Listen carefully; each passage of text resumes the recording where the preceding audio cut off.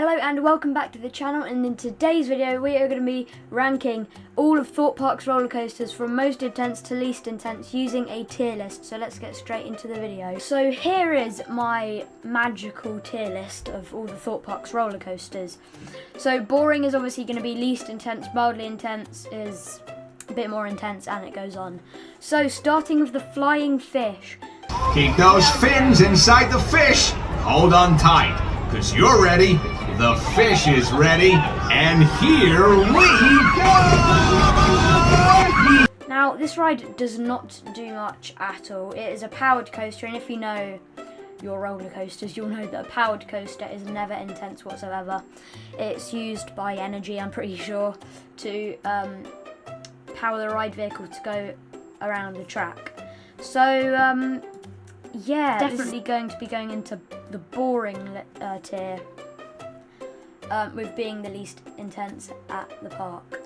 So next we have Stealth. Now this ride is the world's, after Dodonpa at Fuji-Q Highland being removed, Stealth is now the world's fastest accelerating roller coaster. So yeah, we already know that this is a very intense ride. Now, apart from the launch, there's not much to it. It goes up a top hat and then it does an airtime hill, which half the airtime hill is actually completely covered in trim brakes. So I think I'm going to put this in the intense section. Alright, next we have the Swarm. Now, the G-forces on this ride can be quite high. However, with it being very smooth, it definitely takes away from the intensity. There is quite high G-forces, but it's not the most intense. In fact, my brother actually describes it to be quite boring. So I'm going to put this in the more intense section. Next then we have Soar the Ride, and I know some of you are probably going to come at me for this. Oh, advert. I'm in the middle of recording a video and I've got an advert. Help. Oh, it's gone. Okay, so next, before I was interrupted by the advert, we have Soar the Ride. Now, I know some of you are probably going to come at me for this one. I've not actually ridden Soar the Ride, so this isn't probably going to be the most accurate rating of this ride. Oh, and same with Colossus. I know how much G-force there is, right? I googled it, and I know the roughness. I'm going to put it in front. Is this a good idea? No, yeah, I'm going to put it in front of Swarm on the more intense list. No, you know what? I'll put it behind Stealth on the more in the intense list. That might be a slight over-exaggeration of how intense it is. I don't know, let me know in the comments. But yeah, that's what I've got. So next up we have Nemesis Inferno. Now this is the worst Nemesis of the two, and people describe it as Nemesis Reborn's sister coaster. Now, a lot of people say it's a lot worse than Nemesis Reborn, or I'm just going to call it as Nemesis. I definitely agree with them.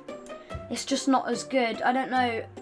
Nemesis is definitely more unique. Obviously, Altered Towers can't build above the tree line, so they have to be quite, you know, the explosion with TNT basically. So yeah, and there's not much G-force. None of it's really thrilling. There's no big drops, and the inversions are very neutral. You can't really tell that you're upside down. So I'm actually going to put this behind Swarm in the more... Oh, no, actually. No, yeah, I'm going to put it behind Swarm in more intense. And I've actually swapped Colossus and Hyperia, because I want Hyperia to be last just because of the... I don't know, how it's new and everything. So with Colossus, like what I said, I've never been on it before, but I'm pretty sure